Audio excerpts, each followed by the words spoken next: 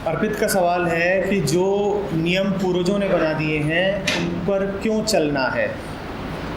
पूर्वजों ने जो नियम दे दिए हैं उनका पालन क्यों करना है लगातार, इसीलिए करना है। मैं जब पूछ रहा हूँ कि मत चलो, गलत भी हो सकते हैं, तुम कह रहे हो क्या पता, माइट भी हो सकते भी हैं, नहीं भी।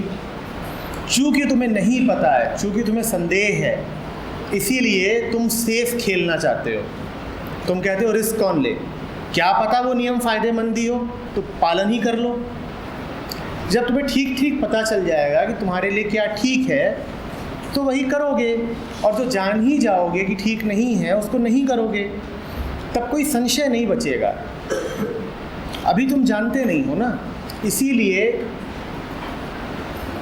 तुम कहते हो कि चलो कर ही लेते हैं, जब सब कोई कर रहे हैं तो हम भी कर लेते हैं। अभी तुम्हें स्पष्टता के साथ पता नहीं है कि बात क्या है। कुछ एक दो नियमों को उदाहरण दो। हाँ, तो तुम्हें पता ही नहीं ना कि कास्ट सिस्टम क्या है, जाति क्या चीज़ होती है, तुम्हें ठीक ठीक पता नहीं है। इसीलिए तुम जाति को ना पकड़ पाते हो ना छोड़ पाते हो। पूरी तरह जातिवादी भी नहीं हो पाते कि बैठूंगा भी तो अपनी जात वाले के बगल में ही बैठूंगा, दूसरी जात वालों का छुआ पानी भी नहीं पीऊंगा। जब जाति प्रथा अपने चरम पर थी तो उसमें ये भी होता था कि अगर किसी ब्राह्मण पर किसी शूद्र की छाया भी पड़ जाए तो उसको जाके नहाना होता था। तुम इतने बड़े जातिवादी भी नहीं हो पाते, और तुम जाति से इतने मुक्त भी नहीं हो पाते कि क्या अंतर पड़ता है।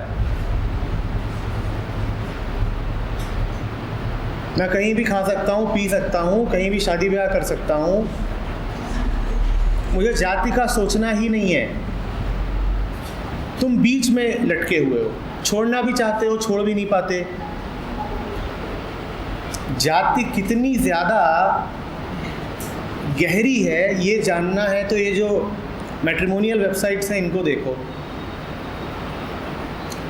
जैसे ही तुम अपनी प्रोफाइल वगैरह डालोगे, या तुम्हारे घरों में किसी ने डाली हो, भाई बहन ने, उसमें जाति भी बताओ, गोत्र भी बताओ, और ये भी बताओ और वो भी बताओ, और हर कोई बताता भी है। अच्छे अच्छे पढ़े लिखे लोग, जितनी ऊंची शिक्षा मिल सकती है सब मिली हुई है, पर जाति तो जाति, और जाति के अंदर भी और जितनी चीज़ें होती हैं, उपजाति, ये वो सब में लगे हुए हैं, और वो भी मिलाते हैं, क्या बोलते हैं उनको, लक्षण, गुण, चांद, तारे, नक्षत्र, एस्टेरॉइड्स, मीटियोराइट्स, जो जो मिलाया जाता है सब मिला लेते हैं।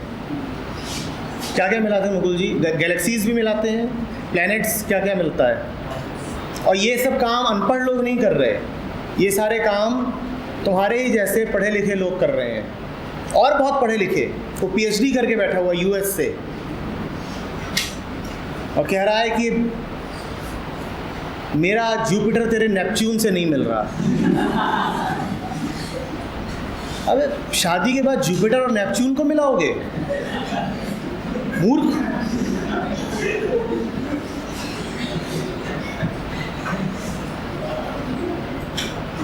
जुपिटर और नेपच्यून कोई फेरे लगा लेने दो। जुपिटर से बोलो नेपच्यून के लिए खाना बना दे, बिस्तर पे भी उन्हीं दोनों को जाने दो। तुम कहाँ बीच में आ रहे हो?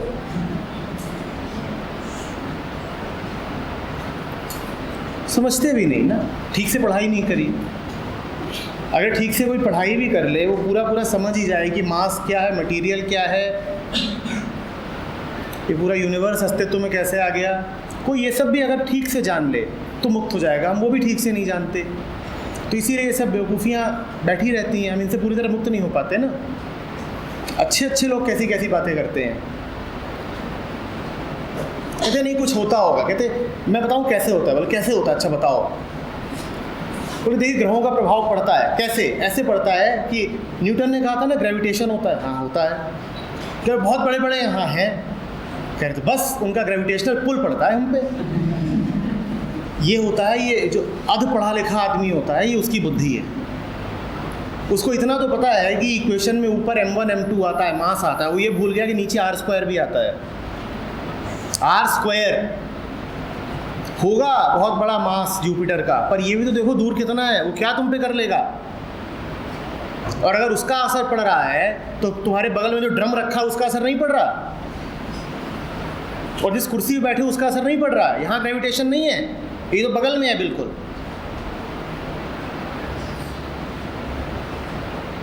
उसको ये नहीं दिखाई देगा। बेपढ़ी लिखी बातें, इसीलिए हम उनका पालन करे आ रहे हैं। तुम देखते नहीं हो, अभी बोला तो था मैंने, अभी वो आई थी नाग पंचमी, लोग दूध लेकर, अच्छे खासे पढ़े लिखे लोग दूध लेके पहुंचे हुए थे। जब IIT में था तो वहीं पर एक मंदिर है अंदर, उन्हीं दिनों घटना घटी थी कि गणेश जी ने दूध पीना शुरू कर दिया था। तुम बच्चे रहोगे तब बिल्कुल ही, लोग लगे हुए हैं लाइन पे, ये अखबारों में छप रहा, इतना सारा दूध पी लिया, मेरा 5 किलो पिया है, और हुआ कुछ गिरा दिया वहीं पर पी गए।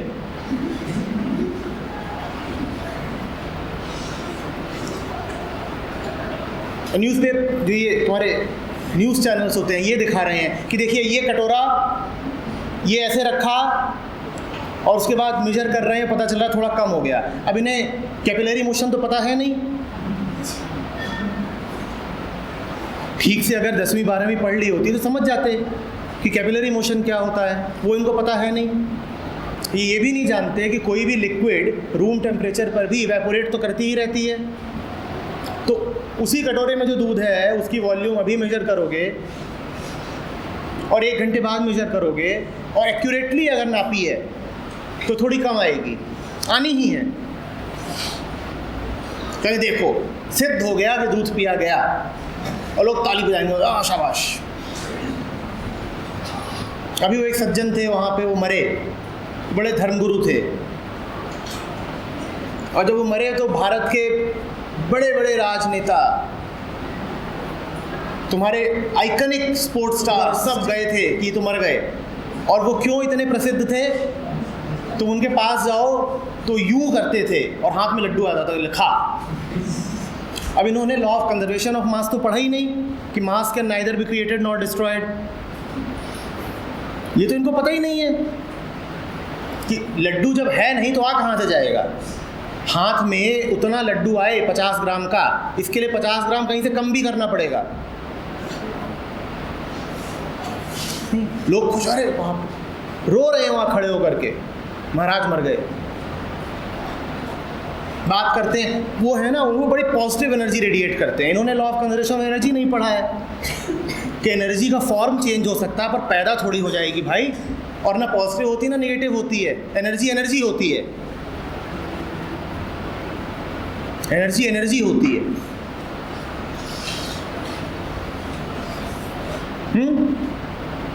जब ठीक से देखना शुरू कर देते हो तो दूध का दूध पानी का पानी हो जाता है।